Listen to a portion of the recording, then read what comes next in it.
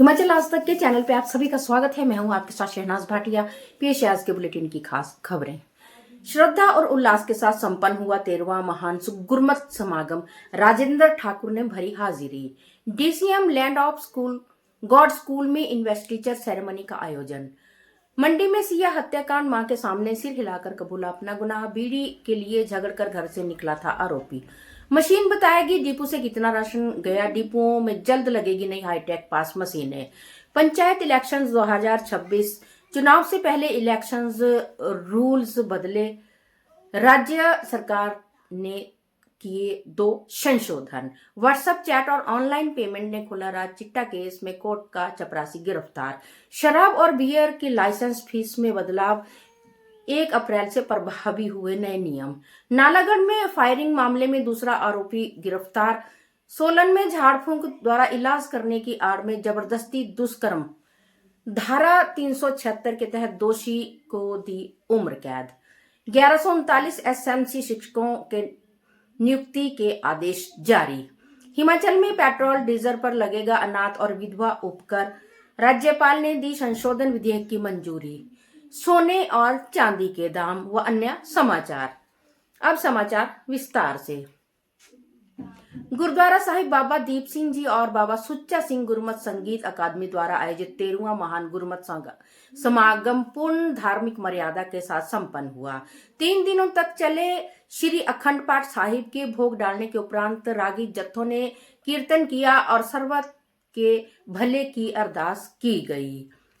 इस पावन अवसर पर हर्षिल फाउंडेशन के निदेशक राजेंद्र ठाकुर विशेष रूप से उपस्थित रहे। समागम के अंत में संगत को गुरु का अटूट लंगर बरताया गया। विद्यार्थियों में नेतृत्व क्षमता विकसित करने के उद्देश्य से DCM land of God school Arki में इन्वेस्टिचर सेरेमनी का आयोजन किया गया।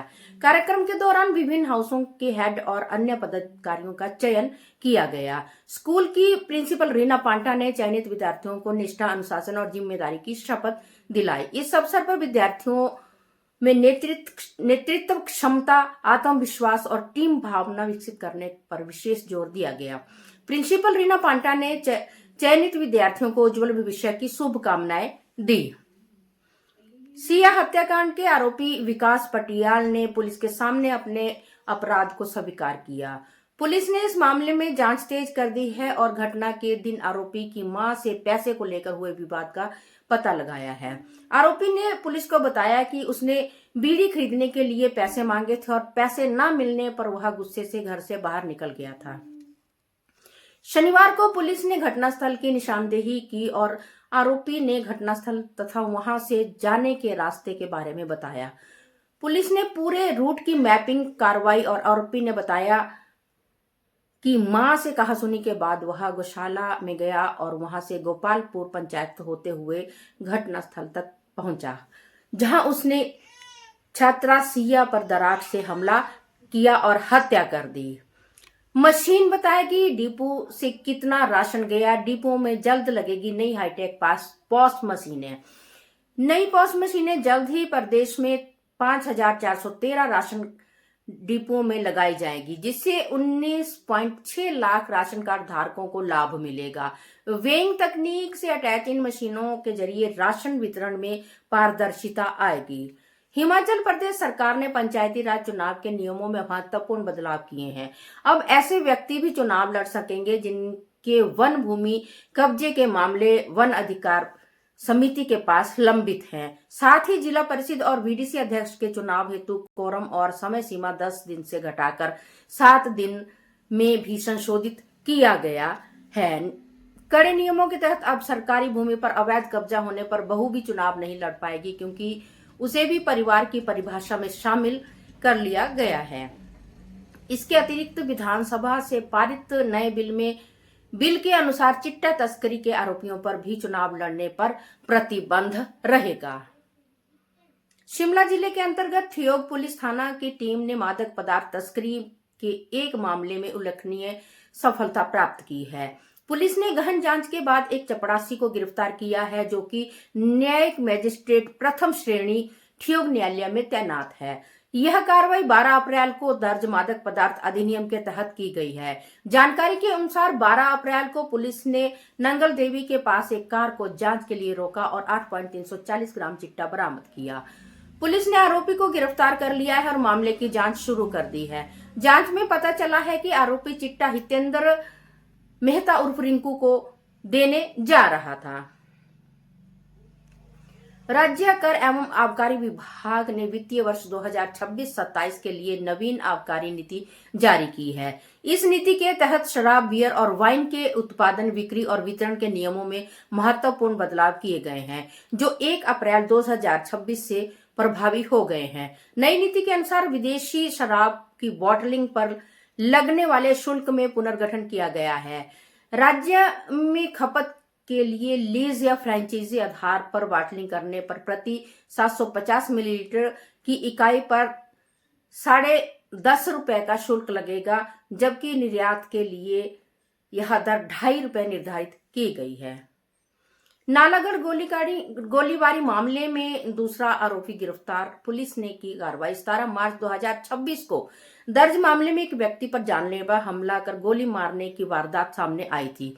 पुलिस ने मुख्य आरोपी निशांत उर्फ दिशु को पहले ही गिरफ्तार कर लिया था और अवैध हथियार बरामद कर लिया गया था। आगे की जांच में अन्य संलिप्त व्यक्ति की भूमिका सामने आई है, जिसके आधार पर ताज मोहम्मद पुत्र रोशनदीन निवासी मियांपुर, जिला रूपनगर, पंजाब को गिरफ्तार किया गया है।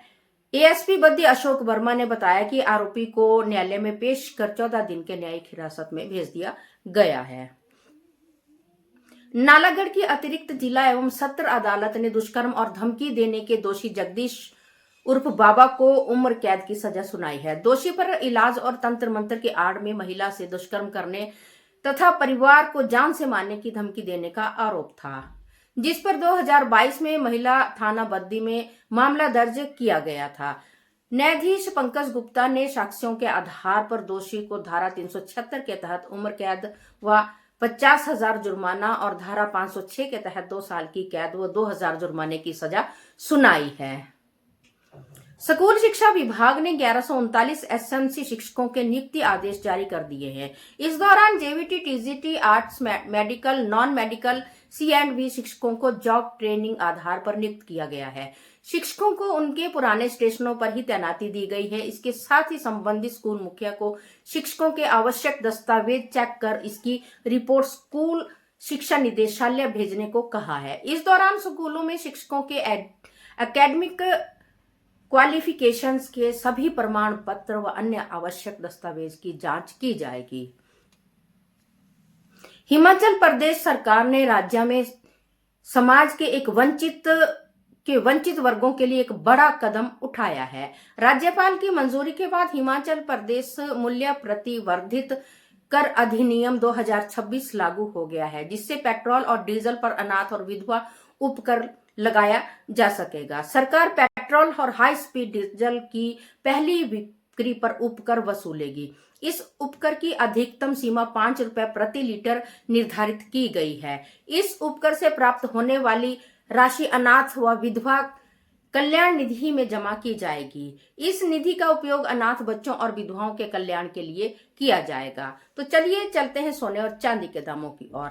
आज सोना के दाम में फिर से उछाल आया है और सोना 1,44,922 कैरेट 916 हॉलमार्क हो गया है और चांदी के दाम 2-3 दिन से नहीं बदले हैं। चांदी 260 पर ग्राम और 2600 रुपए तोला है। अभी आगे आपको देखने को मिलेगा सोने और चांदी के दामों में उछाल, क्योंकि सोने और चांदी के दाम दिन प्रतिदिन बढ़ते ही जा रहे हैं।